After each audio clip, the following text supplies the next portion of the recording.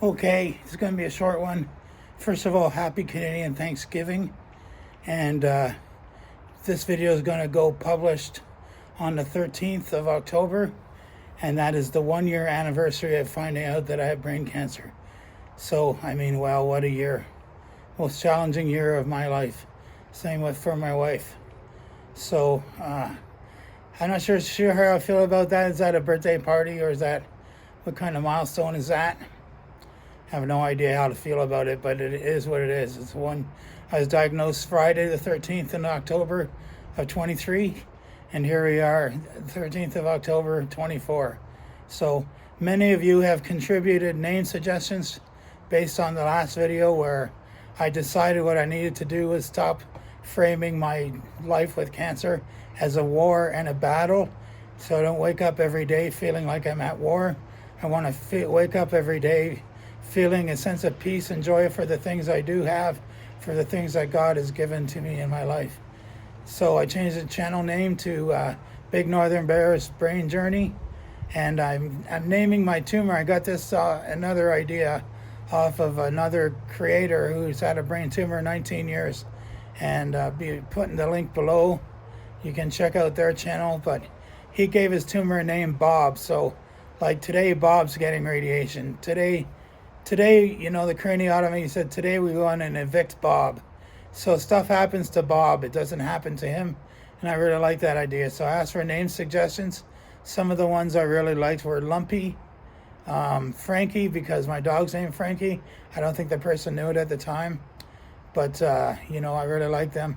But anyway, to get to the cut of the chase, I'm going to apologize. I didn't use an audience suggestion.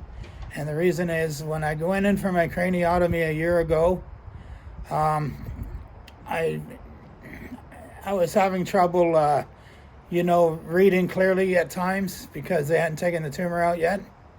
So I got audiobooks. I looked for a series where the vocalist was R.C. Bray, who's my favorite narrator on audiobooks.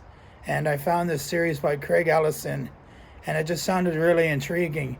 And I'll just put up a picture of the cover of the first book, Expeditionary Force, because that's the book I bought. And I listened to that, the whole thing before the surgery.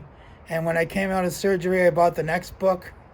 And over the next couple months while I did treatment, I became very photosensitive. I couldn't watch TV. I couldn't stare at my phone for more than a few minutes at a time. So I ended up going through these audiobooks. So they were part of my journey, and the two main characters are Joe Bishop and Skippy. And Joe Bishop is just this military grunt, just a plain, simple, nice guy who wanted to do his duty for his country.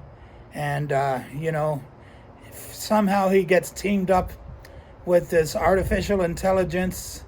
Let's say they describe it as looking like a beer can, but I think it's more like, you know, the big tubs of beer with the top like a keg. I think it's more looking like that based on the description. But they tease him and call him a beer can. So Skippy and Joe become friends, and Skippy is kind of an asshole, honestly. Like, he just does asshole-ish things for kicks, and he'll sometimes lie when it's convenient for him to lie. If he thinks in his mind the lie is harmless, he'll go for it. If he realizes it's going to do real harm, he probably won't, but he enjoys being a bit of an asshole and just annoying some of the people around him.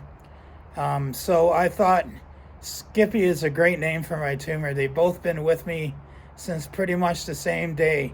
So, and the one thing about Skippy is on the spaceship, they like to keep him in a room where they can eject him into space because they don't want to get captured by an enemy force and have Skippy captured. So I'm like, right now my Skippy is missing in action, and you know, we ejected him into space with a craniotomy. I really do like books where we're looking at post-apocalyptic stuff. There's a series R.C. Bray read called Helldivers. I was really into it until about the 6th or 7th book, and started to wear on me at that point, I'll be honest. So I'll just throw out a couple of great sci-fi apocalyptic series and military sci-fi. If you haven't seen them or read them, I would say Space Above and Beyond is the best military sci-fi ever. It's a limited TV series that was on Fox like 20 years ago. If you can find it anywhere, just watch it. I mean, it's a whole complete storyline, so you don't get ripped off at the end. They give you a good finale. So it's really worth watching. I mean, it's just a fantastic series. And the Helldivers series, at least the first few books were really fun and interesting in their own way. So you can check out the Helldivers audiobooks. Starship Troopers, obviously, is a good military sci-fi example. So books like that where there's a heavy military bent and some sort of alien clash, Independence Day movie comes to mind. I just love that stuff. Mad Max, love it. So anyway, so Skippy's been with me since Skippy showed up, so you can think of it that way. So anyway, happy birthday to both Skippies in my life, I guess. The one Skippy, I hope that you never have another birthday.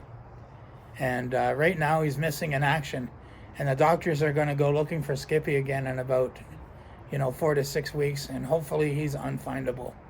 So just, throw a prayer for me that Skippy's decided just to leave me be. And thank you again for all the name suggestions. I love all your comments. I love that you were all telling me where you're from when you did your name suggestions. I just love that so much. So thank you all so much. Okay. I'm going to let you go now because the family and I we're going to dinner at the relatives shortly. Everyone, have a wonderful day.